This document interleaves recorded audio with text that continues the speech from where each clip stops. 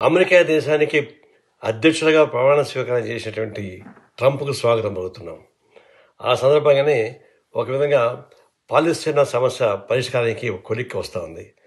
అక్కడ ఉన్నటువంటి ఈ పాలస్తీనా ఇజ్రాయెల్ మధ్య వచ్చినటువంటి ఘర్షణలు, కాల్పులు, మారణ హోమం, పాలస్తీన్ ప్రజానీకాన్ని ఒక దేశం గుర్తించడానికి నిరాకరించేటువంటి ఒక దారుణ సమస్య, వీటన్నిటికీ ఒక పరిష్కార మార్గం దొరుకుతుందేమో ఆలోచిస్తున్నాం. ఇప్పటికీ ఒక ఒప్పందం కుదిరింది. ఇక్కడి నుంచి అమెరికాలో ఇజ్రాయెల్లో ఉన్నటువంటి వాళ్ళని, పట్టుబడిన వాళ్ళని గాజాకి అప్పగించడం, పాకిస్తాన్లో ఉన్నటువంటి వాళ్ళని ఇక్కడ పందిరుగున్న వాళ్ళని విడుదల చేయడం, ఇది ఒక ప్రాసెస్ స్టార్ట్ అయింది. ఇంకా కొనసాగించాలి. అది కొనసాగించే క్రమంలో మరోసారి ఈ ట్రంప్కి నేను విజ్ఞప్తి చేసి ఏంటంటే, ఈ పాకిస్తాన్ మొత్తం కూడా ధ్వంసం చేసి పారేశారు. వాళ్ళకి ఆర్థికంగా సహాయం చేయాలా, వాళ్ళు నిలబడే పద్ధతులు ఏర్పాటు చేయాలా, వాళ్ళని సహాయం కూడా చేయమని, అదే మనం ఇజ్రాయెల్ని మరో కంట్రోల్ చేయమని చెప్పేసి మేము కోరుతా ఉన్నాం. రెండవది, అటు చైనాని, ఇటు పనామాని, వీటన్నింటినీ కాల్దుబాలని ప్రయత్నం కొంచెం చేస్తున్నాడు.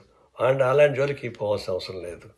ఇంకొకటి ఏంటంటే, ఈ ఒకవైపున మేము ప్రమాణ స్వీకారం చేసే ముందే అమెరికన్ సుప్రీంకోర్టే ట్రంప్ అవినీతిని నిరూపించి ఒక సూసెస్ పాస్ చేసింది.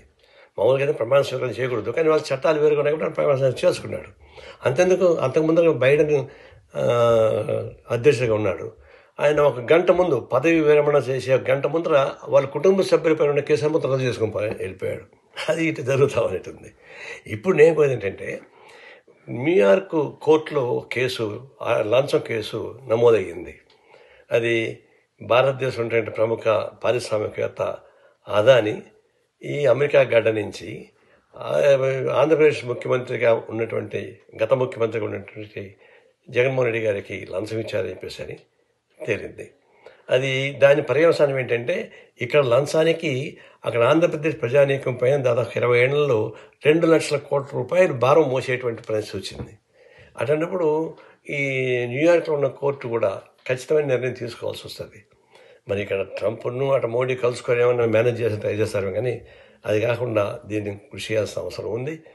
అది ఒక విధంగా కార్పొరేట్ అవినీతిని అంతమొందించడానికి ఉపయోగపడే ఒక సంస్థగా ఉపయోగపడుతుంది. దీనిపైన తగినటువంటి చర్యలు తీసుకోమని చెప్పి మేము కోరుతా ఉన్నాం. Please subscribe .news.